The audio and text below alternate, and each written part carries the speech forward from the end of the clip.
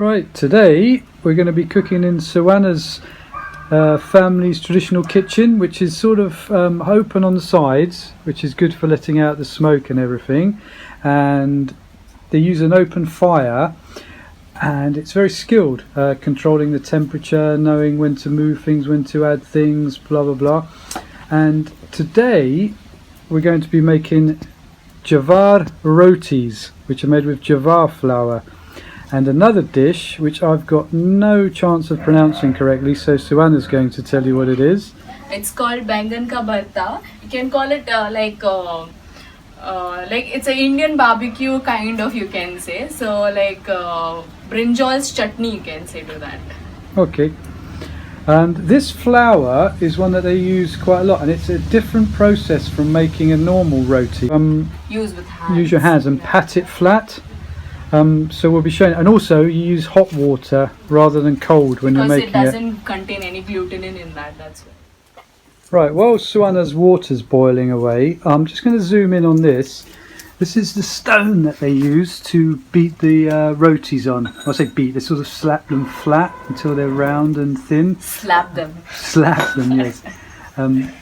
She's just stoking the fire because these, as I say, these are made with hot water, and we're going to add that to that at some point. I just want to point this stone out because it's quite old.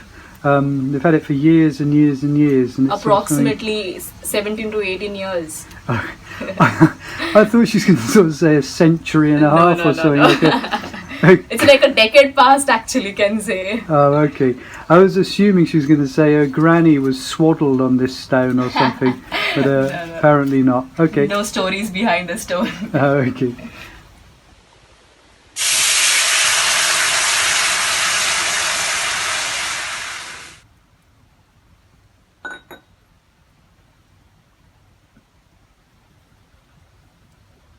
This is to check if whether the water is ready to put in mix it with the flour. So how will you know from that? The flour gets dissolved in it. Oh, okay. Yeah. So if it dissolves, the water's warm enough. Yeah. Okay.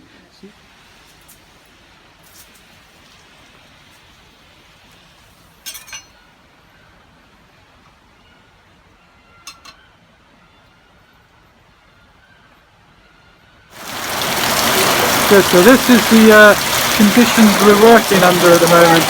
But, if you're wondering about the sound, it's because the roof is made of tin on the kitchen. I don't know if you can see there, it's a bit dark in here, but anyway, we'll carry on, we'll persevere. Right, so Suwana's now going to show you how to expertly roll one of these jawar rotis. So we took a small portion of it and just tapped it, and we're going to do like this. We're using this hand so that it doesn't break at the side. It splits actually if you don't keep it like this. So you can just make it like this, just push it. So now you can see from that slapping that you would never want to get on the wrong side of Suwana. Never. I won't do that, I'm not violent. So she says. I'm a very nice girl, actually. Yeah, so she says. I've had dagger looks of her a few times recently, and now I've seen this. I should be behaving myself a lot better in the future. It better be. Yeah, so this is ready, round and nice. She's ready to go in. As you see, the pan is curved, it's concave. I'm using this cloth. So I was earlier in the video I told that it will tell you the use of this cloth. So this is to wipe out the excess of flour which is stuck to the roti actually. So it makes smooth also rotis by you doing this thing. Sorry for the hole, but I'm not that perfect in this, but I try to be. Yeah, I guess my mom is the expert one and my granny.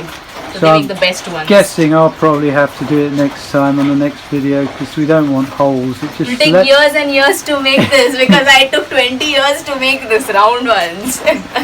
It just lets the side down, doesn't it? Our slick operation has been exposed. Okay. Yeah, so when this like if still it is wet little bit, so that time only we have to flip it up to the other side, because it will become soft. Roti will become soft. If you want a thick one and or crispy one, so you can leave it over there for like few minutes. So you can see the nice fire in this.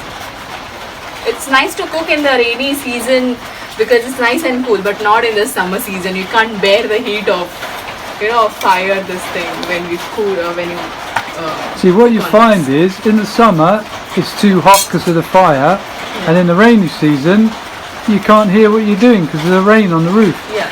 Actually, just now it got a bit comical. The rain was so heavy that we couldn't even hear each other talking, but now it's going to calm down a little bit. So I'm using this cloth to press it a little bit so that you get a puffed roti, which I can't do that properly. But my mom, she does it like full puffed roti she gets, like a bread, you can say. Fortunately, her mother's not watching us doing this, or she might be practicing her slapping motion on us. She will, definitely. She doesn't like messing up with the traditional dishes and all. Yeah, this is a sacred pastime for her, making these. Yeah.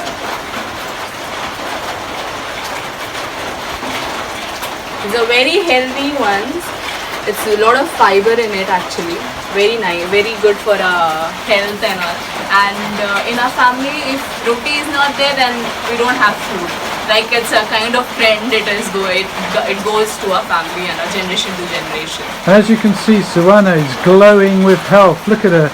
A beaming face. Is all because of the rotis.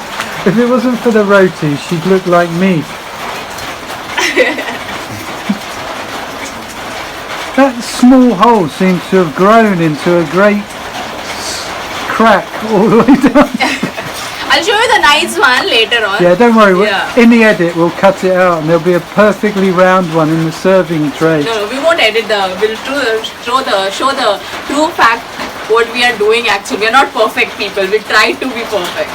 Yeah, don't worry. I'm quite good on Photoshop. Okay.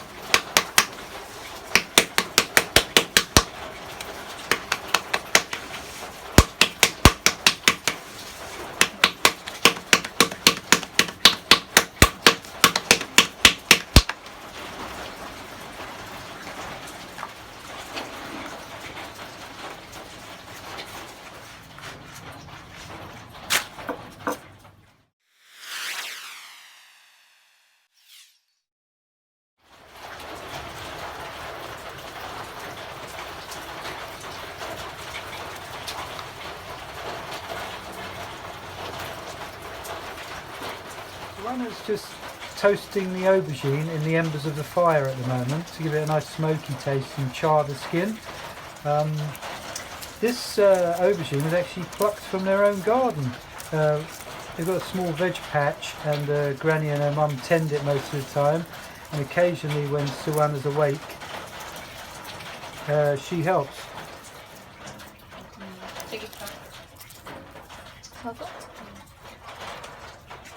So here you see the delicately charred aubergine. I'm sure it will look fabulous when it reaches the plate. We're just getting advice off Suwana's mum at the moment about how charred it should actually be. So Suwana's adding a little bit with a blowpipe at the moment, just to up the heat a little bit.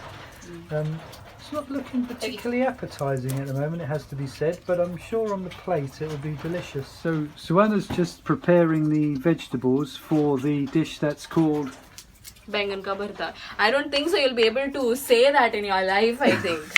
Bangan ka bharta. Bangan ka bharta. Bangan means brinjal, bharta means like a chutney. So what I might do in the future is call it brinjal chutney No. to save myself. It doesn't, feels good to say that. Oh, it does for me, believe me. It's far easier for my tongue. I'm sure you've got lots of sounds in your language that we just do not have. Like, say it once more. What is that? Bangan ka barta. Bangan ka barta. Bangan ka barta is said in Hindi actually. Okay. Yeah. And it actually means brinjal chutney. Yeah, so I'm sure you're impressed by my knowledge of Kannada and Hindi there. So what we're doing now, we're putting all this stuff onto a leaf. This is not a banana leaf though, is it? What's this This is leaf? a fig plant leaf it is. Oh, a fig plant leaf Yeah. we're using as a plate. Yeah. So it's just very Because picturesque. I'm very nature fascinated girl, that's why. And what she didn't mention as well is while we're making this video, we're editing a shorter version for her to go into a competition with it, with a college competition for cooking. Yeah. So yeah, we're sort of chopping the video about, so it's got to look nice as well. Even though my finger keeps going across the lens, I do apologise for that. Okay, so now Suwana is using a mortar and pestle to grind up all of the ingredients that she's got ready for this brinjal chutney that will go with the rotis that we were making earlier. So she's roasted these peanuts a little bit on the stove, and now she's grinding them up with her stone. Okay, so now Suwana is mashing up the aubergine into a smooth paste. I can't actually tell you what she's going to do next because I haven't got the faintest idea what happens now, which is actually brilliant for me because it's something Anonymous new. for you. It will be anonymous for you. Yes, that's right. It's not often that I get tongue-tied. So yeah, here we are. I'm adding some oil to the pan, hot pan, and jeera seeds. This is curry leaves, curry patta, some of the garlic, some onions,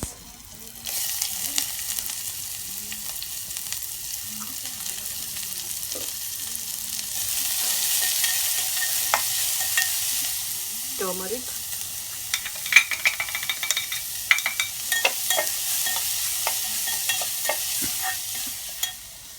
some tomatoes,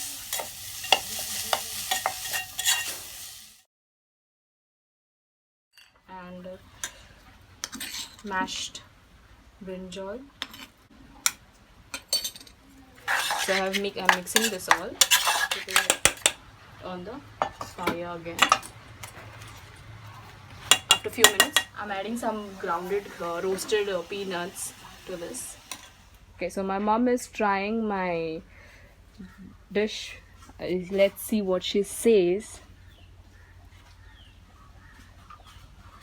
Hang on. Sure. Honest. So if we get Parvati's seal of approval, we've really achieved something today. She's saying it's good. She's the master. Yes.